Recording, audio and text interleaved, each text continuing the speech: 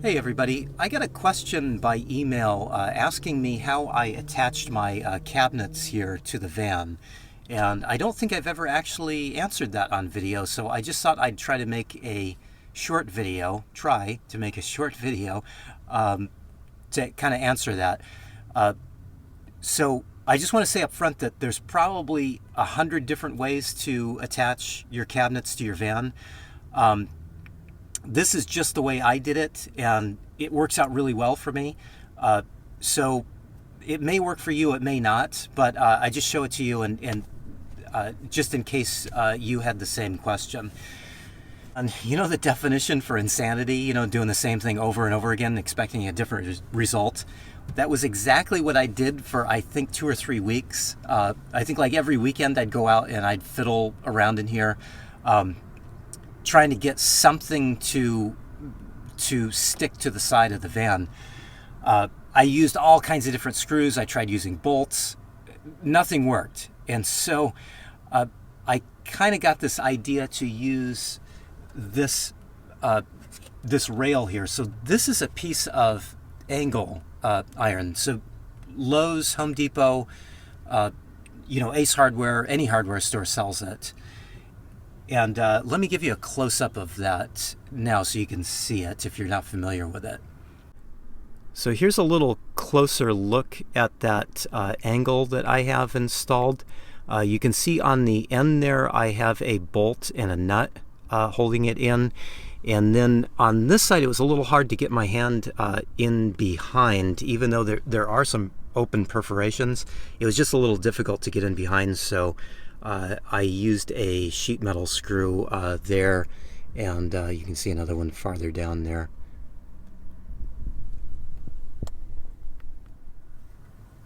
So the idea here was that I figured after all the struggle of trying to screw a piece of wood into the metal and it not working, I figured, why don't I try using a piece of metal and screw it into the metal? Because of the angle of the metal, it then gave me something to attach the cabinets to. So in certain places I've got some L brackets, and in other places I've driven either a screw or a bolt down through the perforations of the angle here and into the wood cabinet. So that's what I came up with. I'm not saying it was the best way, but it seemed to work out really well. And I have to say, if I ever build another van, or if I ever rebuild this van, I would do the same thing, just because it was really easy. And I like that it gives me a level kind of attachment point all the way across. So this one you can kind of see runs from not quite the back of the van, but almost to the back of the van, and then all the way up to basically where the sliding door is. Same with the one down here. There's another one exactly the same as up here, but it's mounted lower, basically at counter height. The sheet metal screws I used were these self-drilling sheet metal screws. I don't know if you can see that. It would be helpful if I held it in front of the camera, but it has a little drill bit there on the end. So when you spin it fast with your cordless drill or any drill, it basically makes its own hole and drives itself through. They sell these sheet metal screws in a couple of different styles. You can get them in a Phillips head, or you can get them in this hex head here. And this head gives you a lot more grip. You obviously need to have a proper nut driver for it. So the nice thing about this one is not all of them have it, but this one has a little magnet in it. So when you stick the screw in, it holds in there. Because I don't know about you, but I did most of the work on the van myself, and you're constantly trying to hold one thing with one hand and your drill in the other. So that was kind of a helpful thing.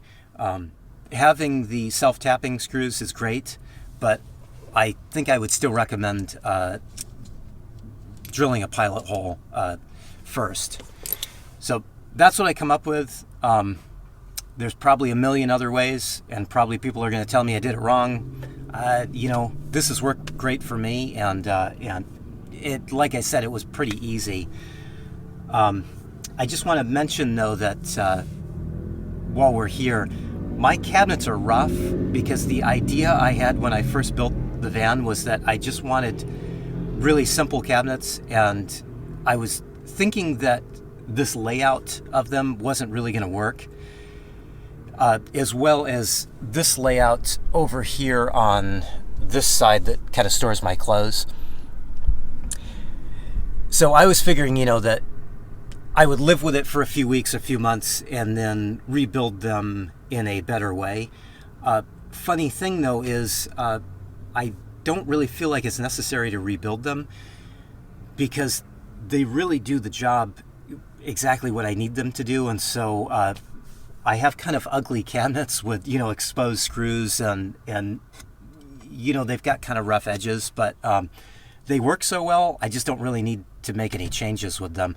I probably will make a few changes, like with this. This is kind of a waste of space.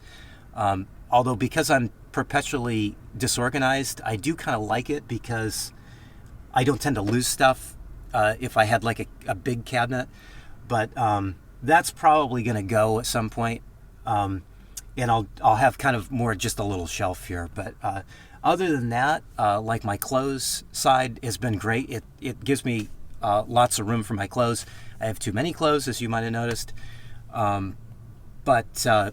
Yeah, that's why my cabinets are a little bit ugly. So anyway, that's it. That's all I had to say. And thanks for watching. If anybody has any questions or comments, please leave them below. And I really appreciate you taking the time to watch my video.